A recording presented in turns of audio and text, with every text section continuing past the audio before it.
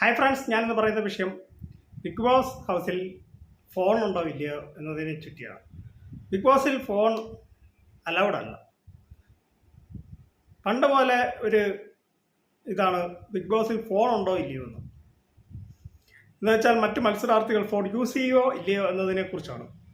കഴിഞ്ഞ ദിവസം ഗബ്രി പോയതിനു ശേഷം ജാസ്മിനും നമ്മുടെ റസ്മിനും കൂടെ സംസാരിക്കുകയാണ്. അപ്പോൾ അതിൽ ജാസ്മിൻ എൻ്റെ ഫോൺ കുത്തിയിട്ടെന്ന് പറയുന്നുണ്ട്.